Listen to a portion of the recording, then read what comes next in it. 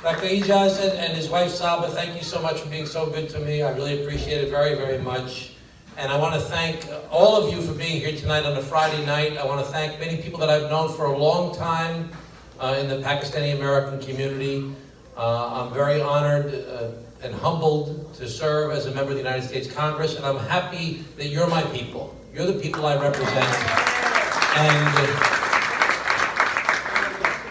I want you to know that I know that this is a difficult time for many of the people in this room. Difficult from the perspective of what's your role in America right now with everything that's going on. It's very challenging. So I'm going to talk about three separate things. First, I want to talk about the young people that Arthur was talking about trying to get them involved and being involved in coming to events like this and talking to everybody and paying attention to politics and Pakistani American politics and Pakistan politics. So the first thing is the young people and the, not just the young people, the young people and the community as a whole being involved. The second thing I want to talk about is related to Pakistani Americans. The challenge that Pakistani Americans are facing in today's society, and what my role is as your representative to try and help fight for your interests and to share with you, which I've shared with many of you before, but I'm going to have to repeat it. So for those of you that are going to be bored, you're going to hear the same thing we're talking about again. But you know, the same experience that other ethnic groups have gone through, including my family, as they face discrimination at different times in American history. So first is the community as a whole, the young people. Second is Pakistani Americans and the challenges you're facing with discrimination in the country today. And third is the relationship between America and Pakistan, which is more of an international type issue. So each of you probably have different levels of interest in each of the different topics. Some people are very interested in what's going on between America and Pakistan. Some people are interested in what's going on to Pakistani Americans and the discrimination they're facing, as are all Muslim Americans. And some of you are interested in, like, well, we've got all these kids that now are getting more Americanized, and they're interested in, Arthur was talking about the environment, and about homelessness, and about other social issues in America, and what it's like to try and get people organized and involved. After all, it's a Friday night, right? Who of your children or grandchildren want to go out on a Friday night to come listen to a politician and listen to everybody talk about, you know, Pakistan and Muslims, and they want to go out with their friends? That's normal.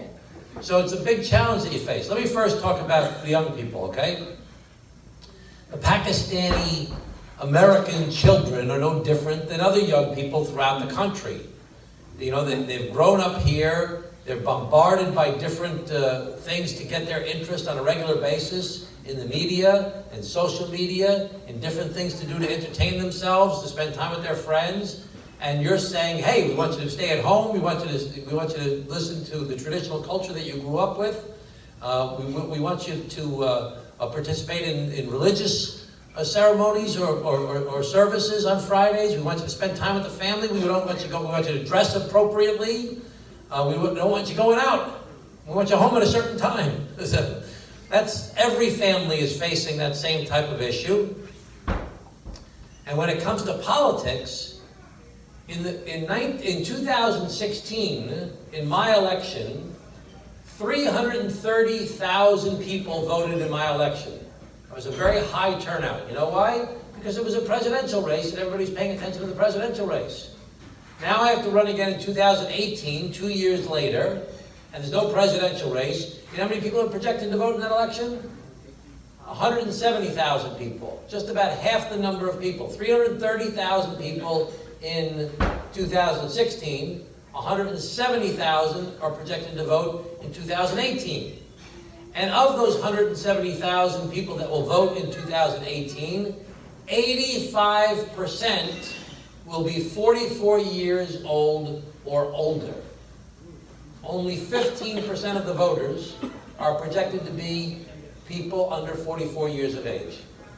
So this is a problem that we face with all young people, of interesting them in what's going on in the country, what's going on locally. You know, they don't own a house yet, they're not paying their taxes yet as much, you know, they're not raising a family yet. They're not as interested in politics. The good news is that I see more people involved and interested in politics now than I've ever seen in the 25 years that I've been involved in public life. Some people, because as hard as it may be to imagine for some of you in the room, some people because they like President Trump, and for many people because they're terrified of President Trump. So more people are involved than we've seen in a long time. Add on top of that many young people are participating. I'm sure some of your children and maybe grandchildren in this room are participating because they want to see something done about gun violence. And we just saw all these marches over the past weekend where in 750 different locations throughout America, millions of young people and older people, but led by younger people, showed up to march for the country to do something about gun violence. Now, I could go into the reasons why nothing has happened. So many things are not happening in America. I'm not going to go into that long speech because I want to talk about the Pakistani issues that I want to talk about. So don't be discouraged that there's not enough young people involved here. This is a problem that every culture faces. It's a problem with young people all over the place. You have to figure out how to do it so it's fun, so it's interesting, so that they get a chance to participate, and that they're playing a role in the process. The more the young people play a role, the better. The good news is they're very active and engaged right now in the issue of gun violence. So there's no reason that you can't, if you want to try and get them involved, talk about some of the issues that they care about, or give them an opportunity to lead an effort. And a lot of times, if they're first generation, a lot of times they're saying, listen, I'm American. I'm not Pakistani American, I'm American. They're pushing away. I promise you they'll come back to the fold and the culture more. You've got to keep on encouraging them with everything as far as your faith, as far as your family values, as far as your dress, as far as the food, as far as the culture. You can't let go of that. Don't ever let go of that. But sometimes it's not going to be easy to do that. And so that's my first topic. The second topic is the discrimination that Pakistani Americans face. I've told many of you before, and I apologize for those of you that have heard it before, I'm a first-generation American. My father was born in Italy. He came to the United States as a young boy. He was the first one in the neighborhood to go to college. He fought in World War II as a navigator on a B-24. He got a Distinguished Flying Cross from the Army Air Corps at the time, and he came back and he went to Harvard Law School on the GI Bill in the 1940s. That's unheard of, an Italian immigrant going to Harvard Law School in the 1940s. But he faced tremendous discrimination, as did other Italian Americans. And he came back from law school, and he wanted to join a big law firm. He couldn't find a big law firm, they wouldn't take him. So he teamed up with another Italian guy and went back to our hometown to practice law in Glen Cove.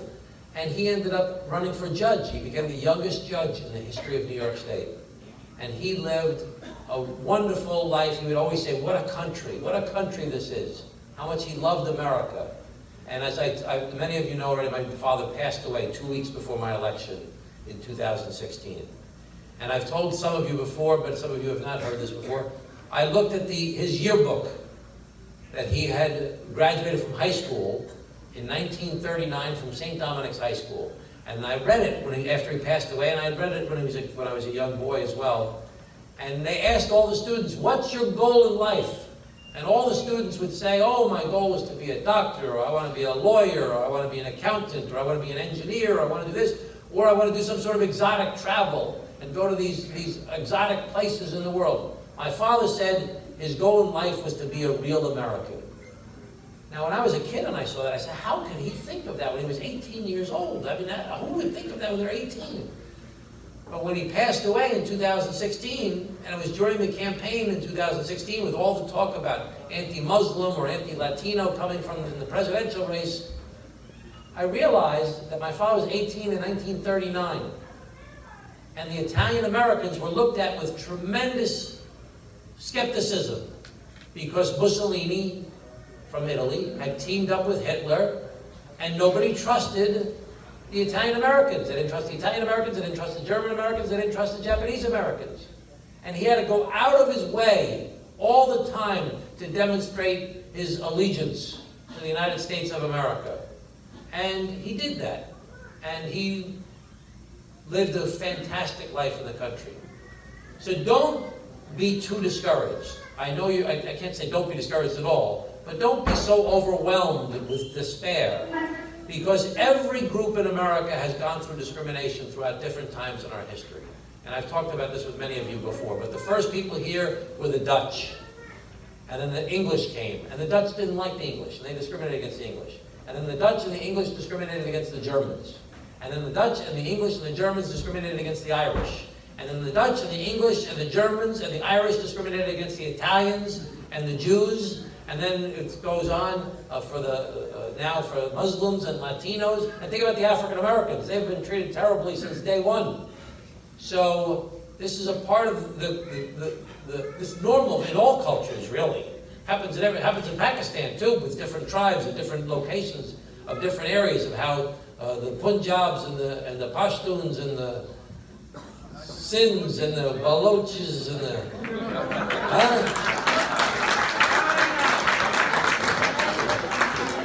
So this happens all over the world. It's called the narcissism of idiosyncratic differences. Everybody looks for the little things that make us different from each other. When really, 99% of all of us, no matter where you're from, what your religion is, what color your skin is, what language you speak, we all care about the same stuff. There's a little bit of difference, but we share so much more in common.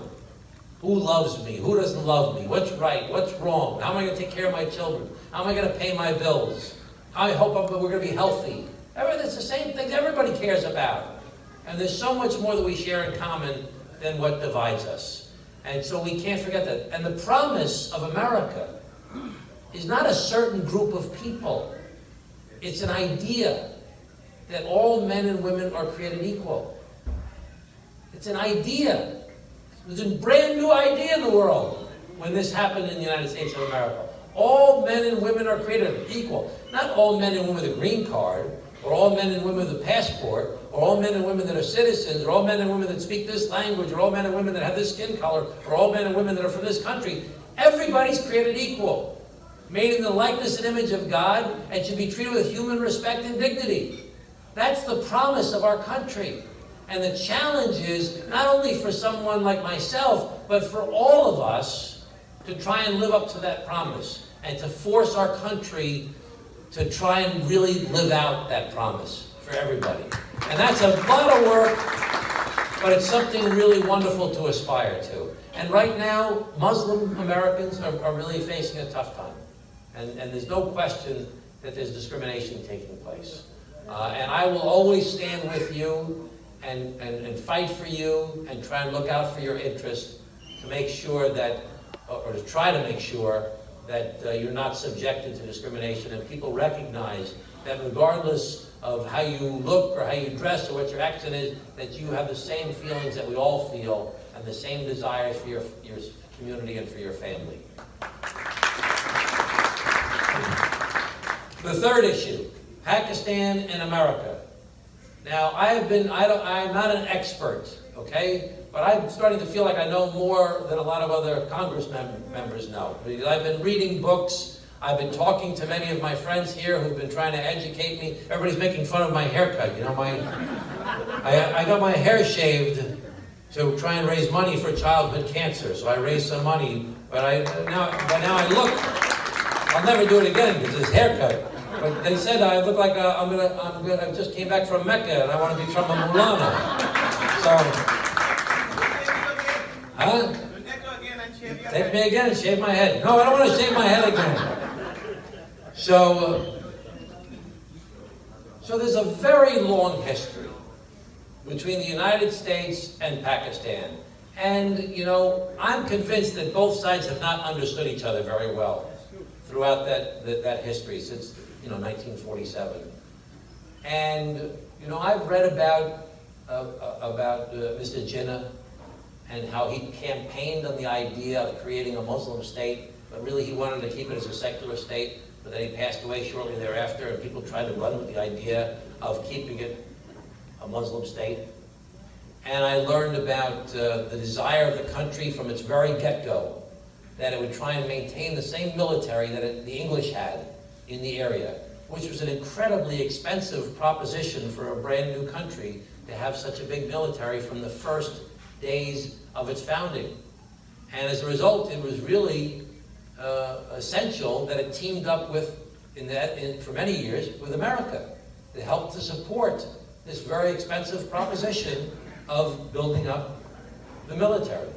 And there were a lot of relationships that happened where America relied on Pakistan for bases to surveil the Soviets, and the whole thing with the U-2 and different times throughout history where the Americans used the Pakistanis as a back channel to talk to the Chinese and to try and get Nixon so he could ultimately go over there with Kissinger and make the deal with the Chinese, and so many different things that happened throughout the whole battle that happened regarding the nuclear war, or nuclear armaments, I should say. The whole battles between India and the distrust between India and Pakistan, and the break-off of eastern Pakistan, Bangladesh, and the Bengalis, and what was America's role? What role did they play or not play? I've tried to learn about these different things and the misunderstanding between both sides, with both sides trying to get what they wanted. The Pakistanis wanted to get money to support their military, to support their economic development, and the Americans wanted to try and have influence over the Soviets. And then the whole thing that happened with Afghanistan and the role that the Pakistanis played in helping the Taliban to fight against the Soviets at the time, people forget the fact that it was America that really, did a lot to support Osama bin Laden, for him to fight the Soviets. So people don't understand all this different history, and I don't even know all the history. I'm trying to demonstrate to you that I've been trying to learn this and trying to understand more. And I've certainly been starting to learn more about what happened in the early days after September 11th of 2001, and some of the decisions that America made in fighting against the Taliban, where and Osama bin Laden, and they left Afghanistan and streamed into Pakistan. And what were the historic relationships between Pakistanis and some of the Taliban at the time that goes back, that helped America at one point? And some of the decisions that America made about which groups they supported in Afghanistan, which were really different groups that were fighting with each other. And they were trying to go after Al-Qaeda, and they were trying to go after the Taliban, but then sometimes they teamed up with people that were just trying to take advantage of the Americans and the other outside countries that didn't know about all the different relationships between the different warlords and the different tribes and who was fighting who, and they were just trying to take advantage of other people.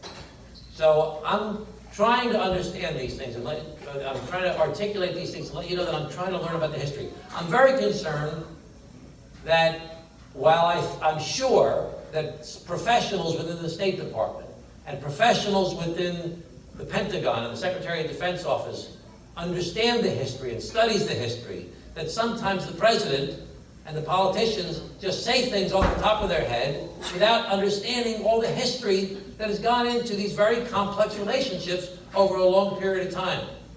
And this is serious business. This is not something to be treated lightheartedly. This is life and death. This is serious, serious business. And unfortunately, politics in our country, certainly in the whole world, but in America, has gotten very small and very petty and very cynical. And in reality, these issues of Afghanistan, of Pakistan, of India, of all the different places, Iraq, Syria, Africa, and the stuff in America, healthcare, immigration, gun violence. These are all these are life and death issues that people are having tremendous anxiety over, that cannot be treated in a small, petty, and cynical way. We have to figure out how to lift up the conversation and get people to talk to each other, to try and understand each other, and try and find our way through these very complex issues where we can find common ground and actually bring people together to make the world a better place to live in. That should be our goal for every single one of us. So, I can pledge to you, and it's all I can pledge to you, is that I will work as hard as I can. I will try and learn as much as possible. I will try and listen to my friends that are here in this room that want to try and educate me further and give me their opinions about the different issues of the young people in the community, the discrimination against Pakistani Americans, about the Pakistani-American relationship. And I'll try and remember that I have 2 ears and only 1 mouth, which means you're supposed to listen more than you're supposed to talk. But I'm not good at that yet. I still talk too much. But I will try and learn as much as possible, and I will try and represent your interests, so that sometimes when you hear about these stories that Ather talked about in the beginning, about people being detained, or people being threatened with deportation, or people being discriminated against, that sometimes you feel like you're alone and you don't have somebody who will fight with you to look out for your interests. I'll try and be your ally, to try and help you so that you're not alone. And I can't promise you that I'm going to fix everything, okay? I can't promise that. I can't promise that I'm going to deliver a solution right away. I'm a freshman Democrat in the minority, okay? I'm not a powerful guy. I'm a congressman. I've got more power than some people do, but I'm a freshman Democrat in the minority. The more you work to make me more powerful, the better off we'll all be in the long run. So, I want to, this is one last thing I want to emphasize. Pakistani Americans are a small population of the United States of America. I mean, it's a big group of people, but it's a small group. But it's a very effective group as far as the education level, as far as the economic success that's been achieved, as far as your ethic of hard work and of family, and I believe your love for this country. I really do believe that. We have to make sure, you have to make sure, this is a very important point. You can't all break off into little groups, okay? I belong to this group. No, I belong to that group. No, I belong to this one. We've got to get you all together on the same page. So you're advocating together. Because there may be, you know, all these groups in Pakistan. But America, you're all Americans now. You're all Pakistani Americans. I have no problem with people hyphenating their descriptions. I still say I'm an Italian American, an Irish American. But you're all in it together. And we have to figure out how you can stay together, and you'll be more effective as a group the more united you are as a team, as a family. That's not always easy to do. This one didn't recognize me. This one didn't give me the proper respect. Don't they know how hard I've been doing this for such a long time? Who are these new guys to come in over here? Who is this one over there? I remember back in 15 years ago when this guy didn't say hello to me at the party. There's so many different ways that people feel that they get slighted along the way. But regardless of which tribe people came from back home, or which part of the country, or which location, or which sect of the religion, or which family, you got to figure out how to work together. That's the only way it's going to work, and the only way that you're going to become effective in politics.